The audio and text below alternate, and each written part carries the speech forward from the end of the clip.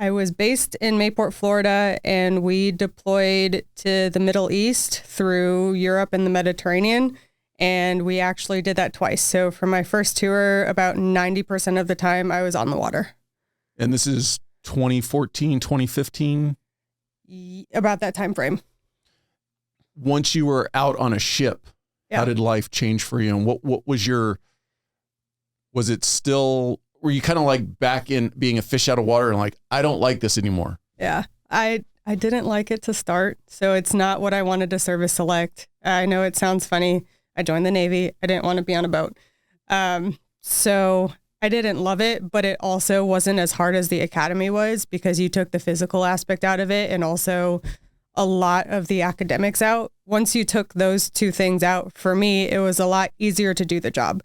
The part that I struggled with the most was there was a lot of downtime where you just sat around and had to listen to somebody else. Like we couldn't leave early. We couldn't have our guys leave early if they worked really hard for a day just because somebody else said that was the way it had to be. There were a lot of decisions that were just more difficult for me to make. Like the memory that comes to me the most is it was raining in Florida one day and I was in charge of deck division, which is all of the people who work on the body of the ship.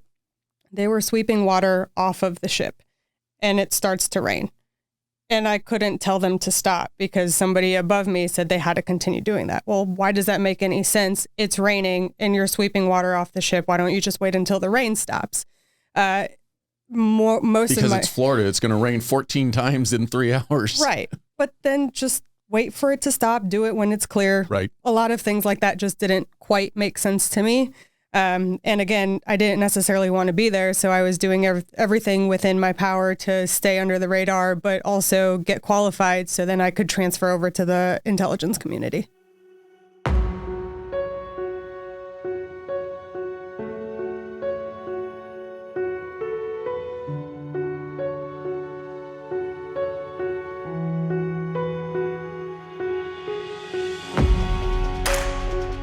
Welcome to the Transition Drill Podcast. I'm your host, Paul Pantiani. I appreciate you taking the time to watch. So let's get into this. The Naval Academy. Oh boy. Was that something as a young child early on you knew you wanted to go to the Naval Academy? Not at all.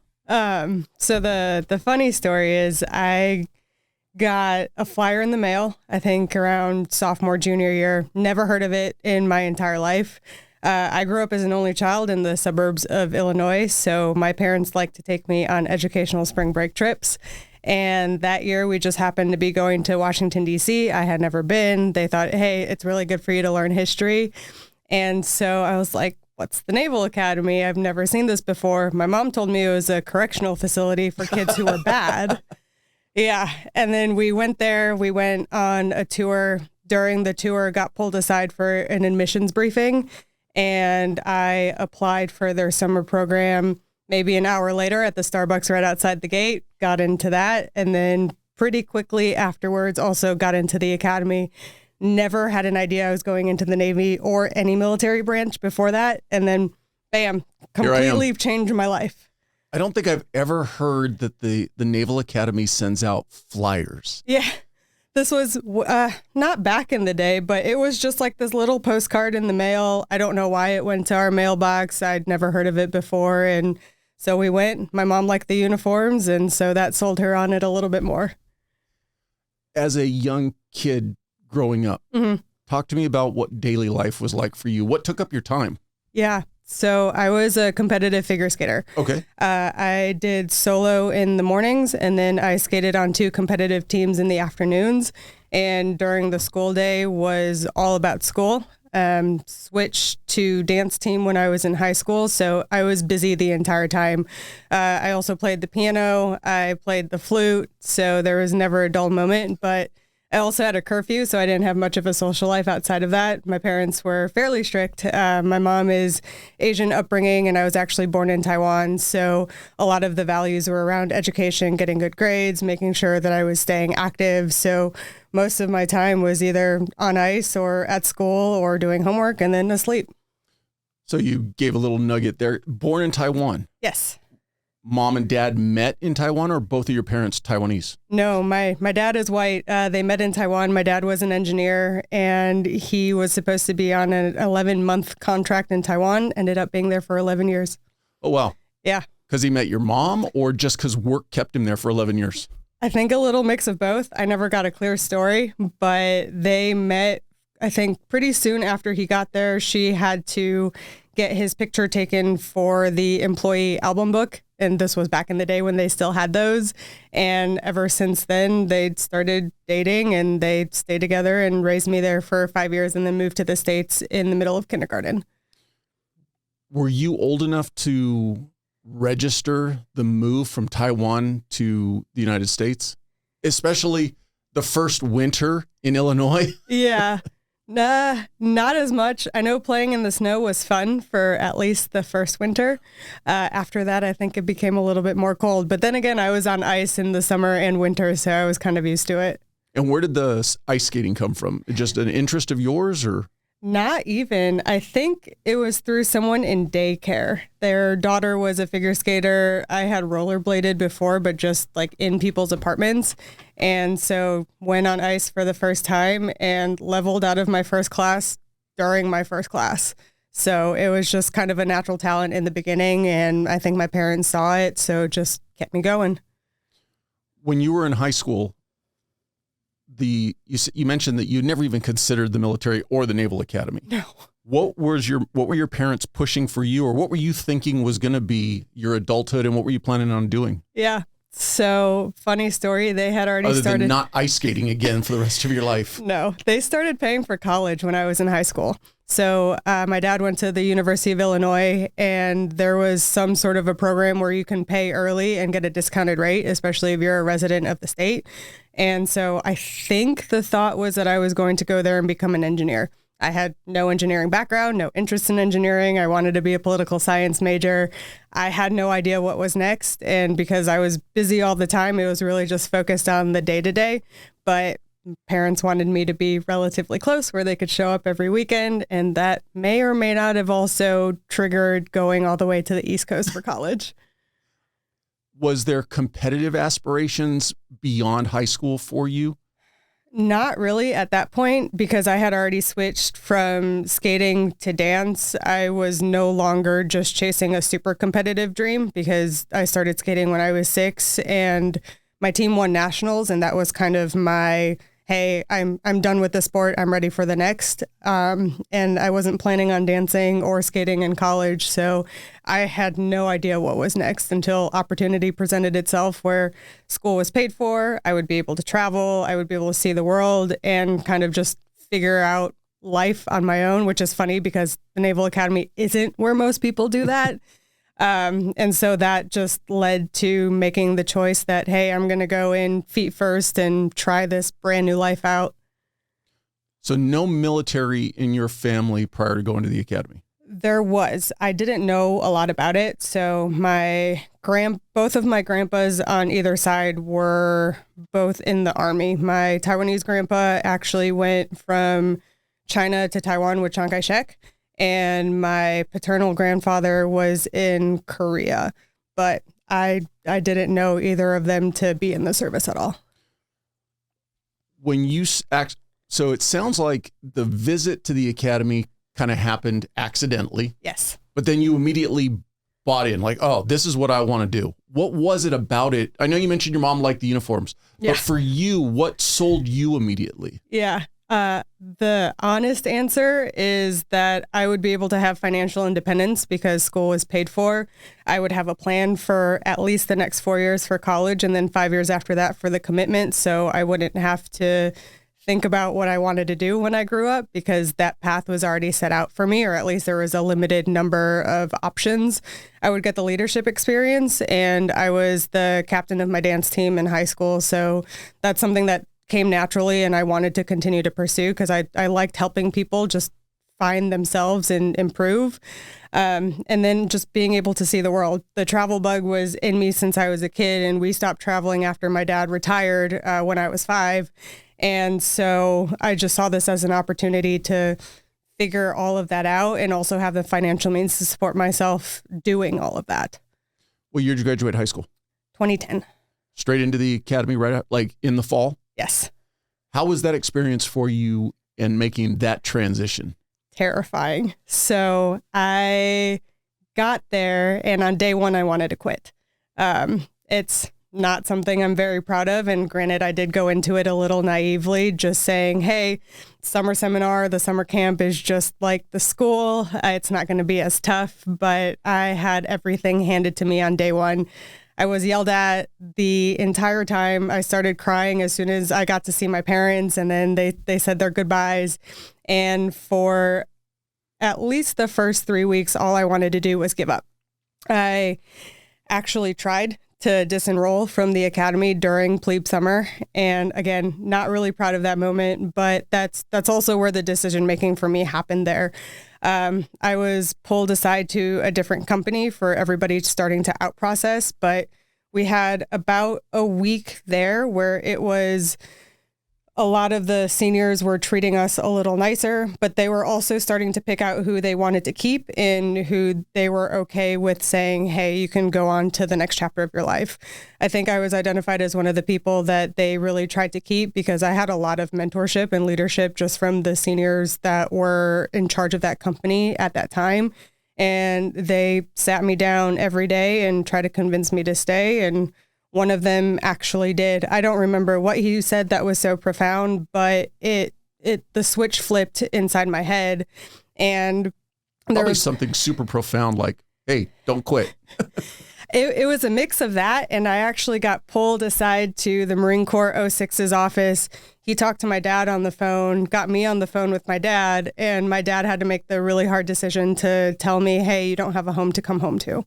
So the combination of the positive motivation from the senior and my dad having to make the tough call to tell me that you don't have anywhere to go if you decide to give up now, the switch flipped. And at that point I was like, well, I'm here. I'm going to finish out the 4 years. So I didn't have another turning point after that where I thought I was not going to be there anymore.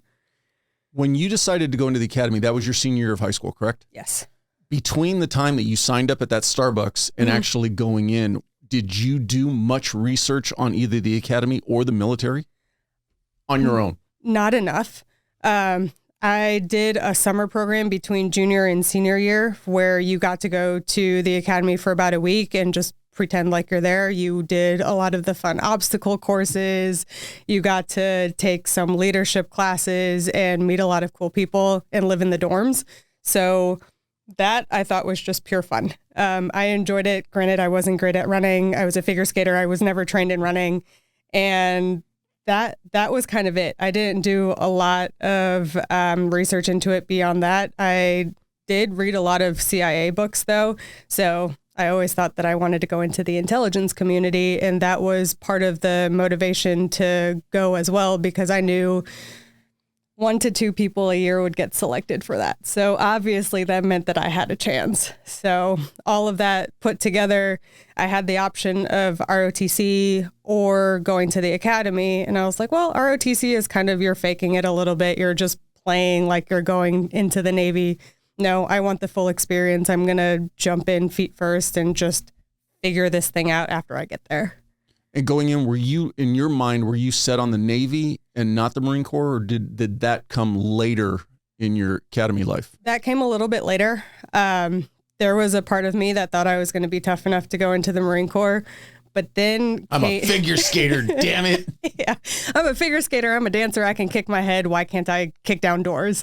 I'd rather be on land, but after getting my ass handed to me during plebe summer with all of the running, the push-ups and sit-ups, which I failed at just across the board, I didn't want to do that again. And so I knew if I chose Marine Corps, I would have to go through all of the physical activity again, feel all of the feelings of just being the slowest, weakest person there. And that was kind of when I decided I'm not willing to put myself through that at this point. I lived it. I got over it. It took me 2 or 3 years to get to the physical point where the physical fitness assessment every year wasn't the most terrifying thing that I had to do. I'm not going to do this at this point, so I'm going to go in the Navy and just try to go the intelligence route that way. And with the desire to go intelligence, is that a specific learning track in the academy as far as classes you take? No, it's not. When I graduated, there was only a handful of people that could go into the intelligence community. Either you were medically disqualified from going unrestricted line, which is what most people want to do, is become a line officer where you're worldwide deployable, or there was also 1 or 2 slots for SWO intel options. So you would commit to being a surface warfare officer for 4 years, and then you would automatically laterally transfer into the intel community. My grades were not good enough to go straight into, or to get the surface warfare to intelligence career slot. And I was right on the border of being medically disqualified enough for the straight into the intelligence field. So I did what I could. I got a political science degree and studied Asian culture. Also got my minor in Chinese just to set myself up for success. But timing wise, it never happened for me in the Navy. That 4 years you were there, did it turn a corner to where you actually got to a point where you were actually enjoying it? Yes. Come my junior year, the opportunity landed on my lap to start the dance team. And for me, that changed my entire trajectory. I finally had a purpose. There was no plan to start this team. There was a cheerleader and the cheer coach who said, "Hey, Air Force has a team. We know you dance. Would you like to start this thing?" So I Googled a business plan and created it for the team itself. I grabbed one of my friends that I met actually the summer before I went to the academy, who's also a dancer, and said, "Hey, will you start this thing with me?" And so we sent out a brigade-wide email and had quite a few people show up for tryouts. We ran it as if we ran our high school tryouts because we both had the experience. We picked our team based on what we were allowed to do, designed the uniforms, did the choreography, talked to the band to actually dance with them at a halftime show for football. We talked to the AV guys to set up halftime shows for basketball and just made it happen. But that was the biggest pivot point for me. And 1, I had purpose again. 2, I had a group of friends, everybody who was just a little bit different from the norm. But everyone came together with the love of dance, whether or not they had a background. And together, we just became this really close-knit group of women that were able to make it through my last year and a half there.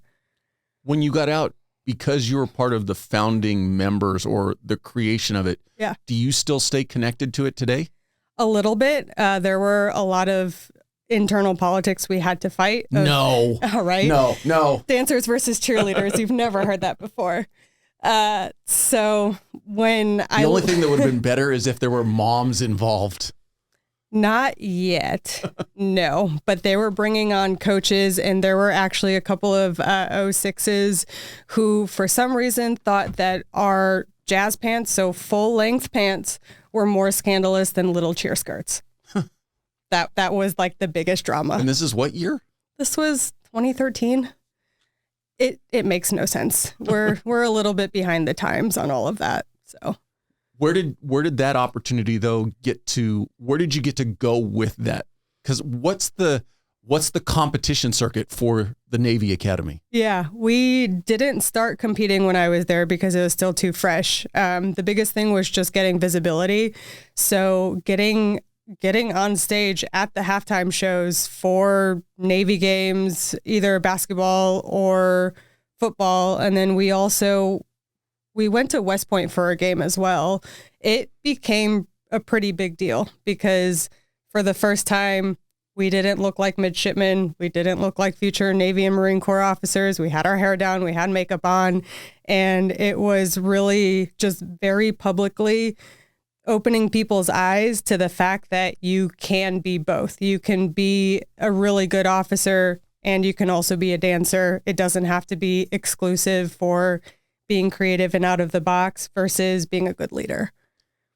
So one of the things that's kind of rattling in my head, I'm not thinking, and this is a bit sexist, but I'm thinking most girls in high school, on dance teams, on cheerleading teams, are probably not thinking the military. Probably not. So when you put this together, did you have a broad base of women who had prior cheerleading and dance experience? Actually, yeah. There were quite a few dancers because if you think about it, dance, especially on a dance team, is a very disciplined sport. There are 20 to 24 women on the court at the same time doing kick lines for 3 minutes. So I know in high school we counted, it was like 96 kicks during our routine. That takes a lot of coordination. That takes discipline. You have to keep up your personal physical fitness, and you also have to do it as a team. Well, the same goes for the military. You're trying to coordinate all of these operations. Everybody has their own part, but you all have to do it at the same time in order for the operation to go well. So even though from the outside it doesn't quite seem like it fits, if you break it down into the different elements, it's almost exactly what you're looking for. 10 years later, is it something, well, do they offer, I don't want to say scholarships, but is it Right. something where they actually go out and actively now recruit young women who are on dance and drill teams? I don't know if they recruit, but the team has since tripled in size. They have an official coach who has been with them for at least the last 5 years, if not more, since I left. And they perform at the bigger games now. So they have their own slot at pretty much every single home football game. And I know they're traveling a lot more than they were before. That's got to be cool to look back on it, though, and realize that you were a specific part of the inception of that group and to see where it's grown to. Yeah, it's incredible, not only to see the team itself grow, but all of the women that I had the opportunity to build the team with, where they are now. Because I think because of that experience, so many of them are either in the fleet or they have since resigned their commission and are doing a lot of things that are showing that you can be two very different people at the same time, yet be successful in both the fields. What year did you graduate the academy? 2014. And coming to the end of that, when it came time to select what to do and where to go, what was your wish list? I didn't have a choice.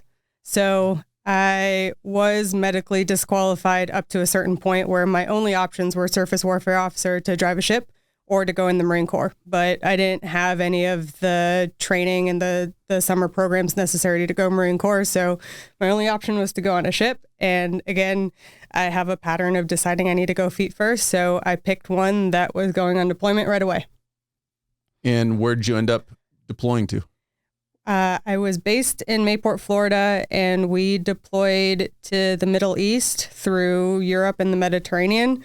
And we actually did that twice. So for my first tour, about 90% of the time I was on the water. And this is 2014, 2015? About that time frame. Once you were out on a ship, how did life change for you? And what was was it still, were you kind of like back in being a fish out of water and like, I don't like this anymore? Yeah, I didn't like it to start. So it's not what I wanted to service select. I know it sounds funny. I joined the Navy. I didn't want to be on a boat. So I didn't love it, but it also wasn't as hard as the academy was because you took the physical aspect out of it and also a lot of the academics out. Once you took those two things out, for me, it was a lot easier to do the job. The part that I struggled with the most was there was a lot of downtime where you just sat around and had to listen to somebody else. Like we couldn't leave early. We couldn't have our guys leave early if they worked really hard for a day just because somebody else said that that was the way it had to be. There were a lot of decisions that were just more difficult for me to make. Like the memory that comes to me the most is it was raining in Florida one day and I was in charge of deck division, which is all of the people who work on the body of the ship. They were sweeping water off of the ship and it starts to rain. And I couldn't tell them to stop because somebody above me said they had to continue doing that. Well, why does that make any sense? It's raining and you're sweeping water off the ship. Why don't you just wait until the rain stops? Because it's Florida. It's going to rain 14 times in 3 hours. Right. But then just wait for it to stop. Do it when it's clear. Right. A lot of things like that just didn't quite make sense to me. And again, I didn't necessarily want to be there. So I was doing everything within my power to stay under the radar, but also get qualified so then I could transfer over to the intelligence community. So your goal was still to try to get over to the intel community. Yeah. We're talking today, you're already out of the military. Yes. How soon did you realize that You made mention previously that your thought process was go to college for 4 years, get it covered, and then I'll give them another 5 after that. Yeah. Once you were on a ship, was it, I'm doing my 5 and I am done? It was going to be dependent on if I can transfer to the Intel community or not. And so I actually paid for a master's degree out of my own pocket, did it when I was still on the ship, and just found a way to complete it online and thinking that I was going to be able to transfer. I put in 2 or 3 different packages, and during that third one, and I was in training for my second ship, I got in a really bad car accident. So that was actually the trigger for me getting out of the military. I got out at 4 years and not 5. Because of the injuries related to that accident? Yeah. How bad were you injured? Pretty badly. So through that, they did a physical, and a lot of the things that I was supposed to be disqualified for at the academy came back up, and the conditions that I had previous, I was not supposed to commission. But it just took the right doctor at the right time to actually flag that. And same with the car accident itself. We were playing kickball one day, and that's when I realized how bad it was, where I went to go kick and my entire back just flared up. So I was in pain management for about a year and had to go through 2 nerve ablations, and my back still wasn't feeling better. I couldn't run. I couldn't do most of the physical activities. I couldn't dance. So all of that combined is what eventually led to me getting out. Not having obviously gone through the process, when you said you shouldn't have commissioned, what does that mean? That means that the medical conditions that they discovered when I was at the academy meant that I should have gone restricted line instead of unrestricted line. So specifically what I was going through would not be safe for me to be on a ship, which I knew. But the powers that be and the flight physician that was doing the paperwork said, hey, we have a quota to reach. We want more unrestricted line officers and we want restricted line. Therefore, you are doing this. I'm not checking that box. Yeah. Yeah. So you get injured. You're 4 years into it. Yeah. When do you realize that, all right, it's time, I'm going to be getting out? How soon before you got out did you actually come to realize it? 30 days. Yep. Because at that point, you're on a medical board. And so I was on the med board and on limited duty for about a year, where nobody could give me a straight answer. It was just, we'll find out whether or not you're fit or unfit, the powers that be, because you put together a whole medical package. And I was at the hospital pretty much at least 50% of my week. And it went all the way up to Navy headquarters somewhere in Washington, D.C. And I sat around, waited, did a full-time job while getting all of the pain management stuff taken care of until, the results came back, and it was, you're out in 30 days. Oh, great. You could not have told me this before to help me prepare, because Mayport, Florida doesn't have an Intel community. So I knew absolutely nothing. And it was just, you've got 30 days to find a job and figure out what you're doing next. Had you, and there's obviously no way to know for sure, but had you not been injured, had you been able to get into the Intel community, do you think you would have made it a career? I don't know. I would have at least given it a pretty good shot, because that's what I wanted to do since I was in high school. Whether or not that's what I knew I wanted to do, it was always the Intel community is this entity that I wanted to pursue. And the part that I fixated on was becoming an analyst, which is a story for probably later. But round 2, you'll have to come back to California. Oh yeah, we'll make a stop. It'll be a baby moon visit that time. The transition out. You'd already gotten your master's degree. Yes. Or still working on it. I think I was right at the end of finishing it when I got out. And you processed out in Florida? Yes. And did you have anything lined up, or what did it take to get something lined? How quickly were you able to get something lined up? Yeah, I was fortunate that my top secret clearance also got processed when I was getting out processed.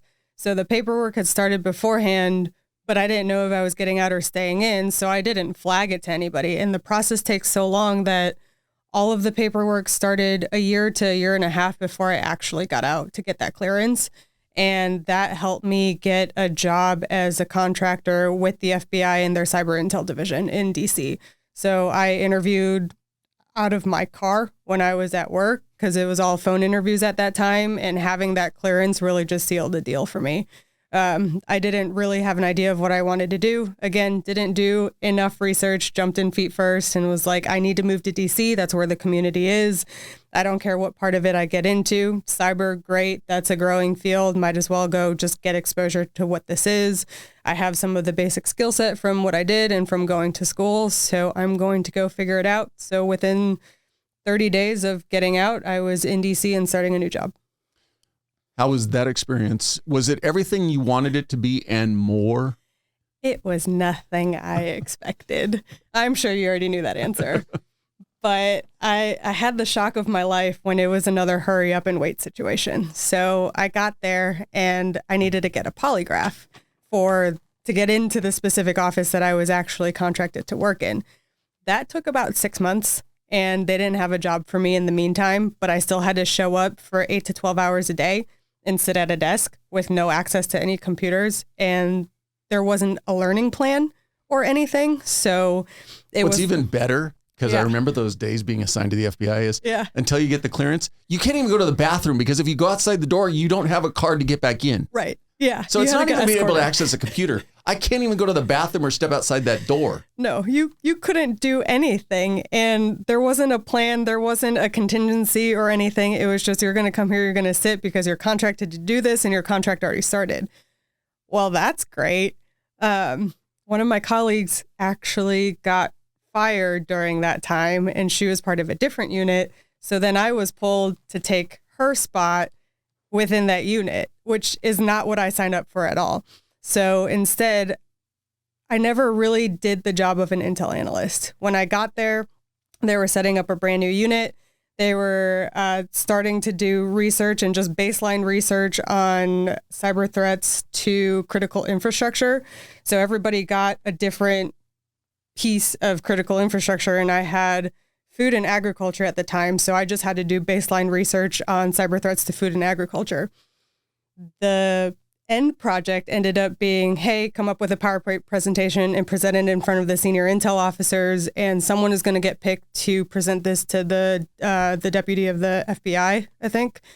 This was a while ago, so excuse me. Was your decision to not give Corn access to the internet? It was not. Oh, okay. So I just find it funny because I did very basic Google research.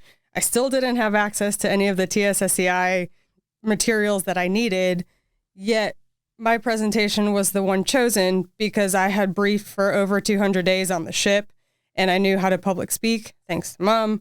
And so my job became, hey, can you teach all of the other intel analysts who don't particularly like to talk to people how to speak in front of a crowd? Great. That's not what I signed up for at all in this job. That was going to be the trajectory for the remaining of the time that I had there. So I actually decided at, I think, the 10 or 11th month mark that I was going to pull chocks and go on to my next career. Were you already looking at other options? I was. Sitting around and waiting is not my strong suit. Was your desire to stay on the East Coast? It was not. So at that point, I didn't know what was next. To me, the Intel bubble got burst when I realized that being an Intel analyst was going to require sitting behind a computer and not talking to anyone. And stupid question. What did you think it was going to entail? James Bond. Oh, okay. Yeah, which it's not. Absolutely not. It's also not Mission Impossible. There are no masks involved. It's not the cool operating things that I would hope that it would be. But I didn't have the people to ask. I didn't know how to network. I didn't know how to call someone. Like, how do you find someone who's in the Intel community if they don't even have a cyber footprint at this point? Anybody I talked to was like, this is the best job I've had. But these are all very senior level people within the FBI who have had a full career already, who have been shot at, who have had the bullet holes in their cars, and who have seen all of the things that you would kind of see on TV. I didn't have the context for it, and I wasn't going to know until I actually went to DC because there's no community in Florida. There's NCIS, and that was it. You're young, but you should have watched the best instructional video out there, Hunt for Red October. Okay. And you see Alec Baldwin being lowered to a sub from a helicopter in the middle of the ocean, and he's saying, "I'm just an intel analyst." Or any of the Jack Ryan books. But yeah, I had a misconception of what that life was. I tried to go the operational route, but nothing was working out. If you try to apply for an actual government position and not a contracting position, it takes forever and a day just to get them to respond. And by that time, I didn't have a break between jobs. So I was just like, okay, what's next? Stumbled upon this seemingly amazing career choice called management consulting, where it was pitched as you have multiple different projects. You do one project for 2 months, you leave, you go on to the next one, and you have a pretty nice paycheck the entire time. Was this with a government entity or a private entity? Private entity. So I had a decision to make at that point to stay public and try to keep my clearance or to go fully private. And I didn't know anything about the private sector. So what better way to do it and just to go and figure it out?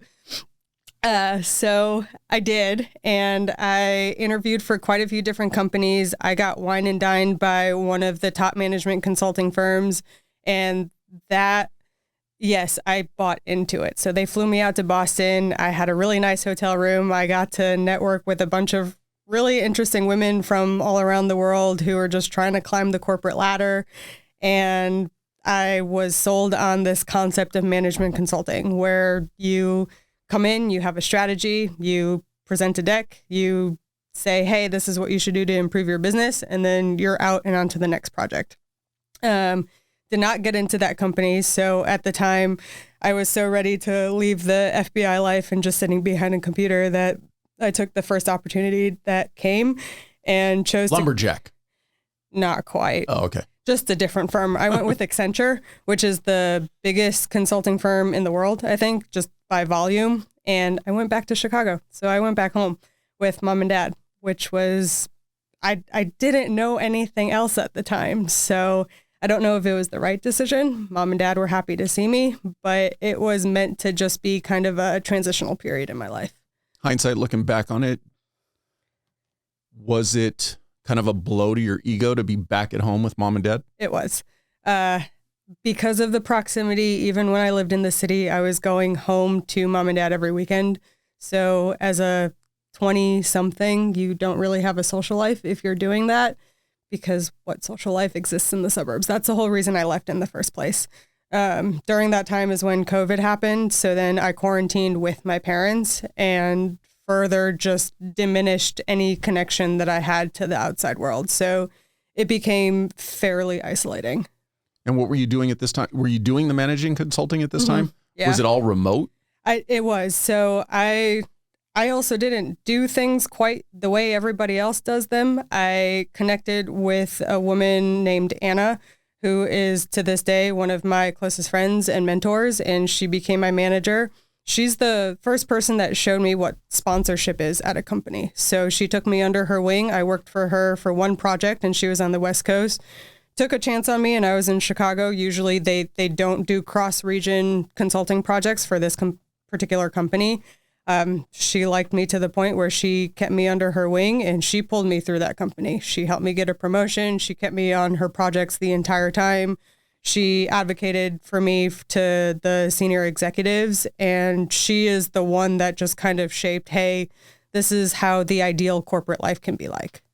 You said that when you first were lured into the management consulting life, they kind of sold you on, hey, it's all this cool stuff. Yeah. What did it actually end up being? What did you do as a management consultant? I made PowerPoints. Okay. All day, every day. That was my main job for both levels of work that I was working on. I presented in front of the client once.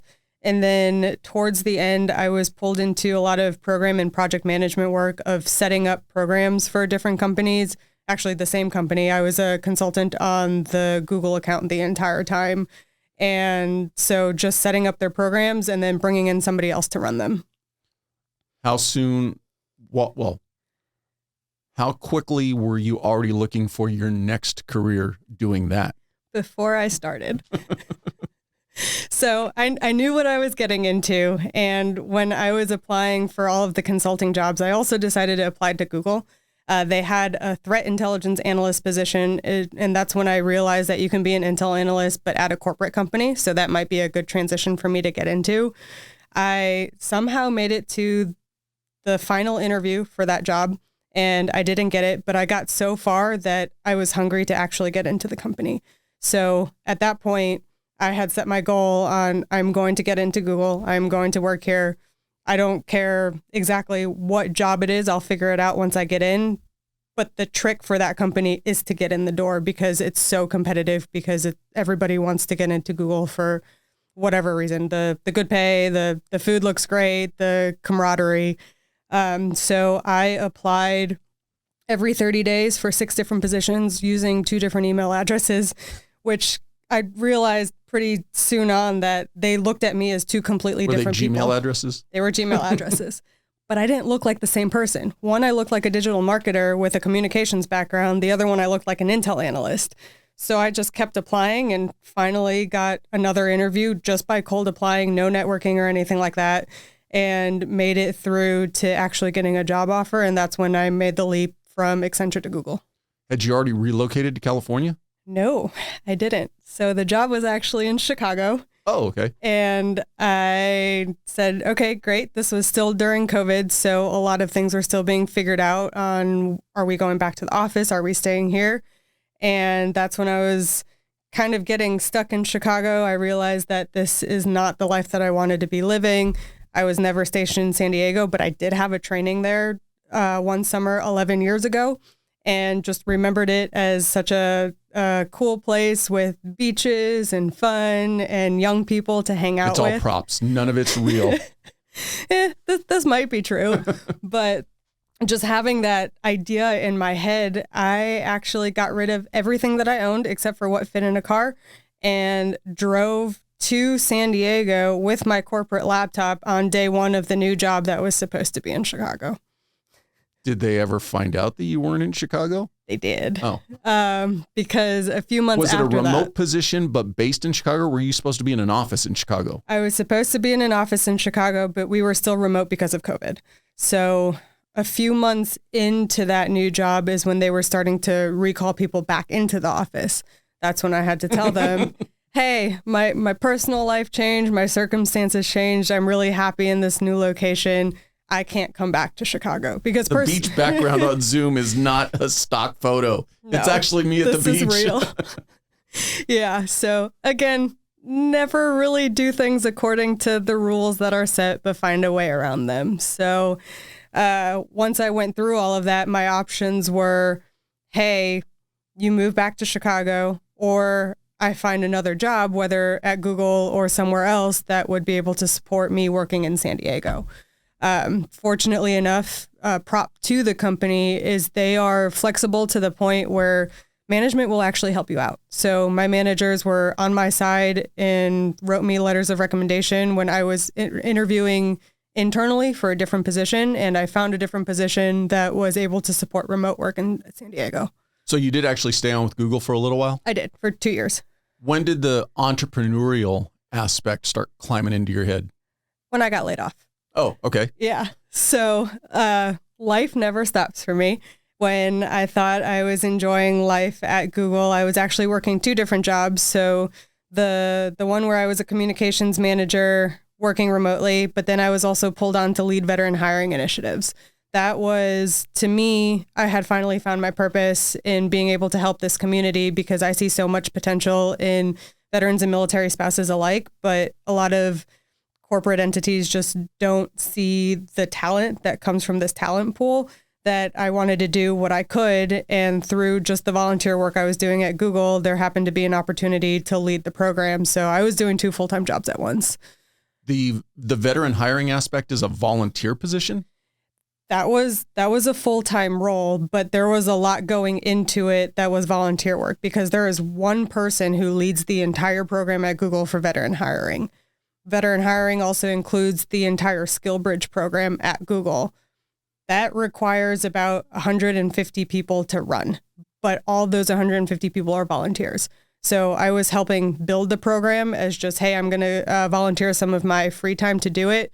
But then there was a gap in program leadership for a little bit, and they needed someone to fill it temporarily. So they asked if I would jump on board, and I got my manager's permission, so was able to basically split my time with 2 100% jobs. But as you can imagine, one I'm very passionate about, that kind of burned me out a little bit. And I was working a lot more than I should have at a 9 to 5. The burnout came from all of the ancillary volunteer time that you were putting in?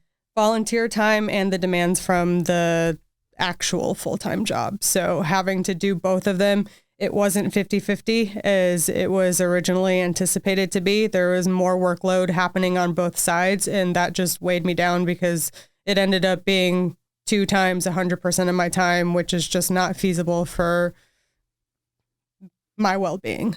Did Google not give you the opportunity to just go towards the veteran hiring aspect full-time? No, not at that point. Using that as a catalyst for a veteran who's looking to transition out. Yeah. And has an interest in the Google route and the SkillBridge route, what advice would you give? The biggest one is SkillBridge is not necessarily going to set you up for success at a tech company like that. So a lot of the programs are brand new. They are still trying to figure out a good way to interview everybody, to filter them, to get the rest of the company to buy into the talent that the veteran community does bring to the table, that you really need to advocate for yourself and not depend on a SkillBridge to get into the company. I didn't have SkillBridge to get in. I figured out how to write a resume in a way that other people would understand without having a veteran background. And I got in just through the normal electronic system, no networking or anything like that. Would still highly recommend people start networking and really figure out how to speak corporate speak, because once you take off that uniform, no one really cares about what you did in the military if it doesn't apply directly to the job that you're applying to. And same with Google, Facebook, any of the big companies, it's a numbers game. So how do you stack the odds in your favor coming in as a non-traditional candidate to get into a company that usually has a specific hiring pipeline from specific schools or specific backgrounds that they're looking for that doesn't necessarily align with being a vet?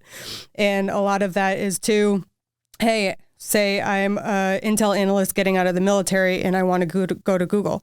Why are you applying for a supply chain management job instead of applying for a threat analyst job? You get into the company and it's so much easier just to maneuver around once you're there and once you figure out kind of what the game is, because every single company, every single organization, there are unspoken rules. They're not going to tell you exactly what they are, and it's not set in stone. It's up to you to figure that out. But if you're trying to figure that out at the same time as figuring out who you are and who you're trying to be or your own career progression, it's all going to get muddled. And at the end of the day, it's really going to hold you back. So silly question. If your goal is to get into Google, but you don't necessarily want to do threat analysis, are you saying that's still, especially for a veteran, that's your best foot in the door? The best foot in the door is whatever looks the closest to your veteran background, because you're going to be able to speak to that in a way that you can communicate to other people at a kindergarten level. And that's the biggest struggle that I see with veterans is trying to communicate with civilians using veteran terminology. Nobody is understanding that. The interviewers on the civilian side are not going to try to understand your experience. It's up to you to be able to relate that from one to the other. But the best chance that you have is getting in a career field that's as similar to what you did before, because then you have all of the experience to bring to the table right away. And then you can learn all of the new skills that will take you from, say, Intel analyst to supply chain, for example. What advice would you give, or is there, without going to a professional resume writer, is there tools that a veteran can use? Because I would imagine the first step is getting your resume presented in a manner that highlights your skills that you're bringing in for the gatekeepers looking to hire you. Right. What advice would you give for getting that resume dialed in? The biggest one is to shorten it to 1 page, because recruiters are not looking at anything that's more than 1 page unless you're doing federal resume. So this is all for just private sector.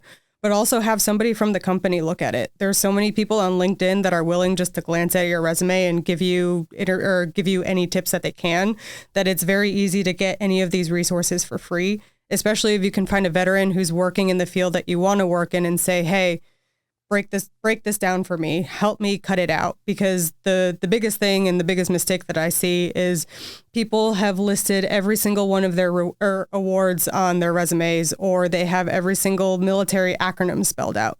The acronym doesn't matter. It's how big the organization is, what impact did you have on the organization, and what specifically did you do. So also taking out all of the my team did this, my team did that. Corporate America wants to know exactly what impact you had on the organization that you were working for. This is going to sound a little sexist, and it's not my intention. Does being a woman and an officer coming out of the military have an advantage going into the private sector that you experienced? Or is it just simply being a veteran? I don't think so. I don't think being a veteran helped me at all either. I actually think it went the other way, unless you're talking about a cleared job. Anything in contracting, the clearance speaks more than who I am as a person and what my background was. Because I wasn't an Intel analyst, but I had a TSSCI and I could write. Great, you're going to be an Intel analyst.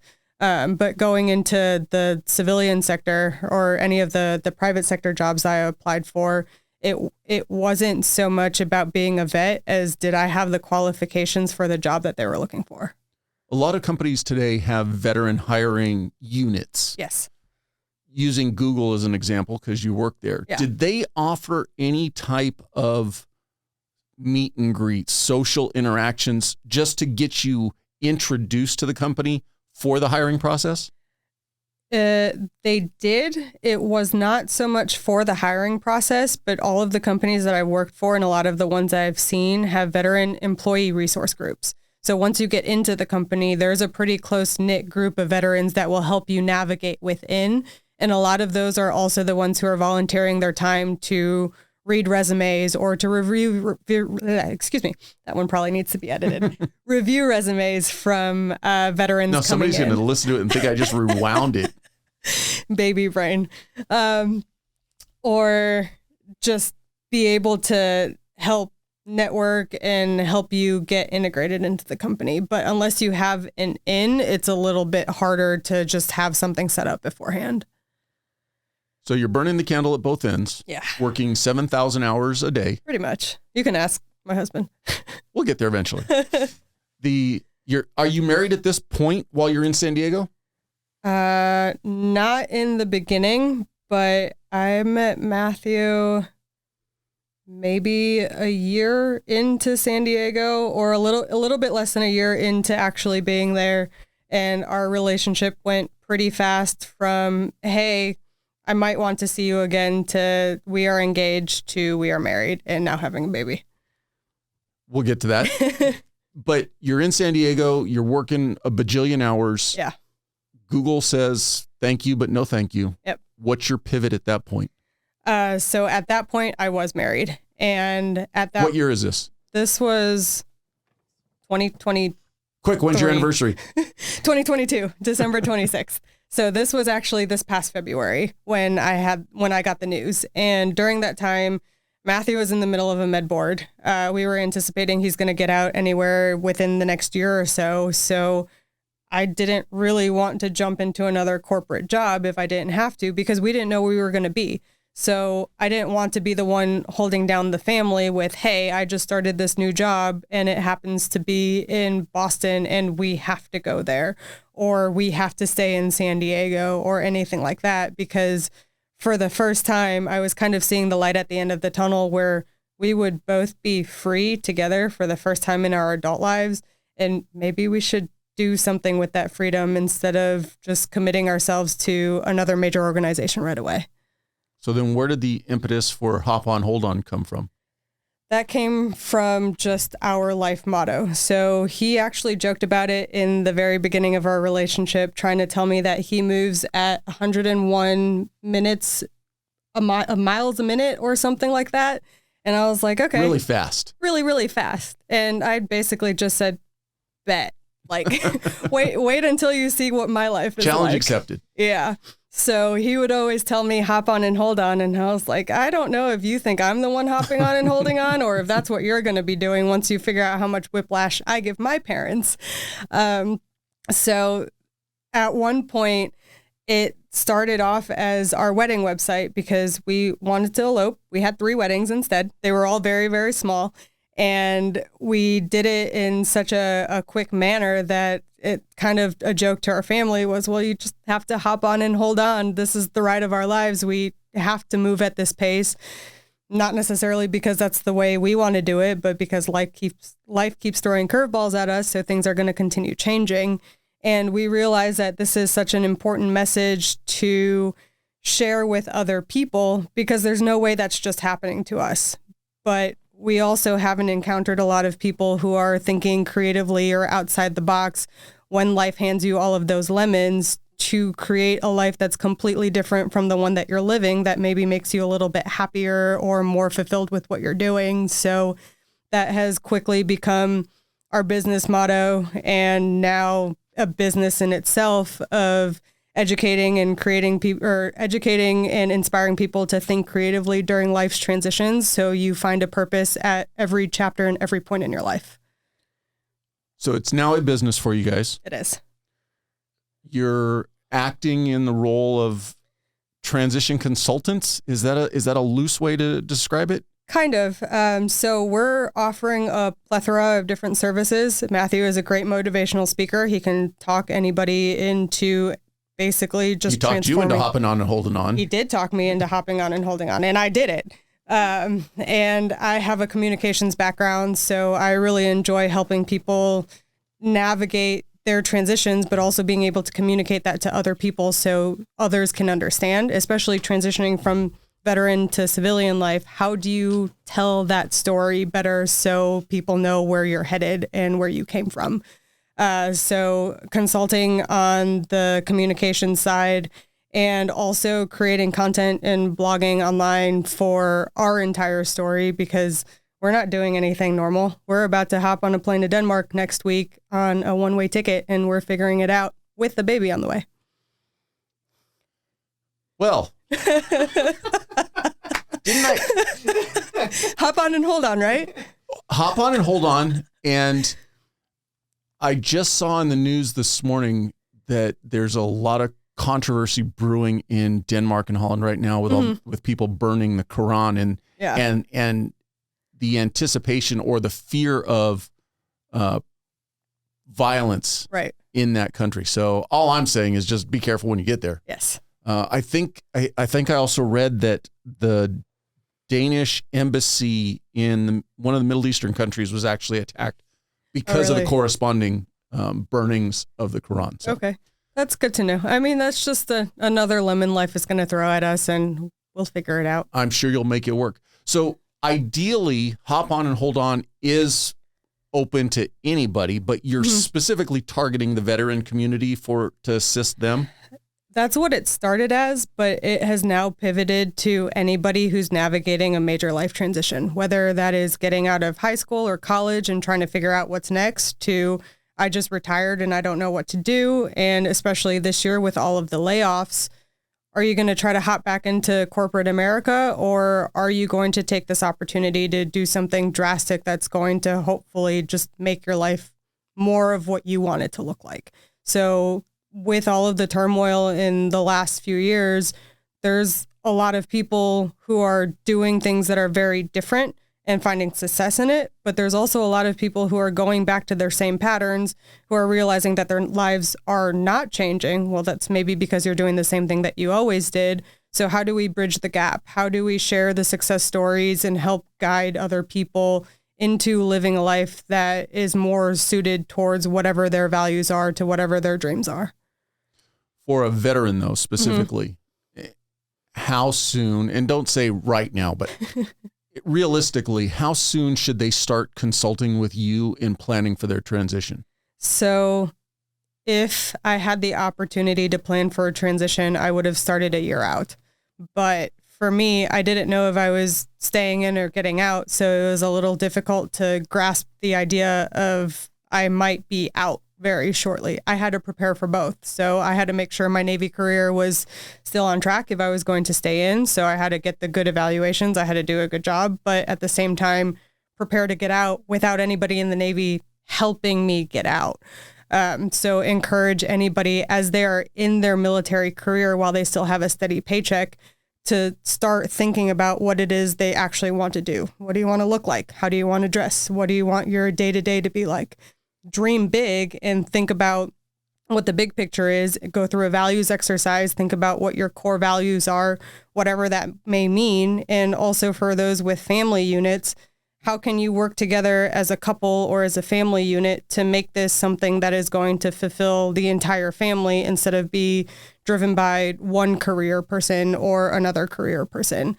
The earlier you can start that, even if it's early into your military career, the more prepared you're going to be to get to the other side, especially financially. If you can start anything early financially to get yourself set up, then you'll be able to have the opportunities like Matthew and I do to go travel and to go collect the stories and to build our company by researching everything before just needing to have a paycheck the next day. Now that you've started your own company, a year into it, technically? A little less. Any pitfalls or any advice you'd give to somebody who's thinking, instead of transitioning and going to work for somebody else, I want to transition and work for myself? Yeah. Big one is to get creative. So really think outside the box. Part of it is we are now in a digital age. Starting a company does not necessarily mean starting a small brick and mortar business anymore. You don't need all of that. What are the creative ways you can do this and take it on the road? So start with the big picture of this is what I want my life to look like, and then whittle it down to these are the skills that I bring to the table. And there are also so many different resources out there for different free entrepreneurial incubators. There's a whole veteran spouse or military spouse community that has already seen success in entrepreneurship because spouses have had to do that to be able to follow their service members around. Use that community instead of seeing that there's a separation between veterans and spouses. Instead, bring them together and try to learn from the spouses because they're going to have the experience of what it is that you're trying to build in the first place. But a lot of it is just asking the questions. The answers are out there. How do you find the people who are going to help you along? And then also, how can you think outside the box to do something that is a little bit different from everybody else? And that's just going to set you apart from every other, say, window cleaning business there is out there. Now, you established the business virtually online. Mm-hmm. Are there any perceived or have you addressed any hurdles in transitioning now to operate in another country? We are starting to look at that, but we haven't dove into it at all. So a big part is just navigating how other companies do remote work because it's absolutely possible. So just looking at, hey, what are the different operating fees we might need to pay? What are the different tax laws and all that? And where do we actually take clients? And you, on a side note, still volunteer with quite a few veteran nonprofits. Are you going to be able to keep doing that from Denmark? I will do a lot of the mentorship. So that was a big part of the volunteer work that I was doing is just volunteering my time. So I still get about 5 to 10 veterans and military spouses reach out to me on LinkedIn every week that just want my time. And now it's really honing down on, hey, if we're going to have a conversation and I'm going to set time in my schedule aside, especially working in a different time zone, come prepared with these are the questions that you want to ask. This is what you want to get out of this experience. And we have to limit it to 30 minutes or an hour. Otherwise, a lot of times I've seen that will quickly just go into 2 hours of conversation that really are not helping anyone. And you're going to be at 2:00 in the morning. That too. And trying to stay awake for more reasons than just time zones. How are your parents reacting to, you've been in California now for a while, but yeah, moving to another country? So they are actually pretty... You're taking the grandbaby. I know. But grandbaby's still in my belly and we've got a few months. They're pretty excited. My dad used to live in Denmark. So that was part of the reason that Denmark is our first stop. Granted, it's going to be a full European tour. And if it goes to Asia, great, it goes to Asia. We have planned out very little of it because we know as soon as we get there, something's going to happen and we're going to have to pivot. But they're excited that we're finally doing this. I never did a high school sabbatical where I backpack Europe with my friends at 18. It's overrated. Really? I don't know. I didn't get to do it. I know a couple friends who have done it and they talk about it fondly. They had a blast. That's everybody that we've talked to who has done something like this, whether younger or older, has never regretted it. So actually, our pole dancing instructor went on a radical... That sounds so weird. I'll show you the pictures. It's great. Think creatively. Like, it's a great upper body workout. I'm picturing your husband on a pole. There are pictures. I'm sure there are. We do it together. They're on the internet. Trust me. We can find them. Internet. It's an OnlyFans page. What are you talking about? No, this one's public. But she went on a radical sabbatical with her now husband. They went on 9 months in Europe, and apparently it was the best experience of their lives. They started with an elopement in Spain and just continued on, and then came back, and she now co-owns a pole studio. Okay. But how do you meet people like that unless you break out of your comfort zone and go do something so different and unique that you're going to automatically run into other people doing the same thing? One of the guys I used to work with, and he's since passed away. Shout out to Al Kim. I'm sorry. I remember talking to him about his trips. Yeah. And there was one story, I want to say it might have been when he was in Italy, and there was a roundabout, and he'd run out of money. And so he's sleeping in benches wherever. Yeah. And there was a tarp set up in the center of this roundabout. He's like, screw it, I'm going to go sleep under there. Until the other transient that came in and goes, get the hell out of my camp, Right. But then I have another friend that she was telling me when she did her backpacking trip, they just bought the Europass. And each night, wherever they were, they would go to the train station and find whatever train was going the furthest in the opposite direction. Yeah. So that they knew they would get 4 or 5 hours of sleep.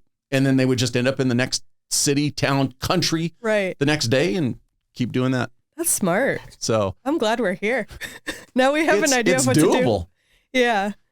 But I wish you the best with it. Thank you. I appreciate your time. Any last pieces of advice you can give to veterans making their transition from your experience?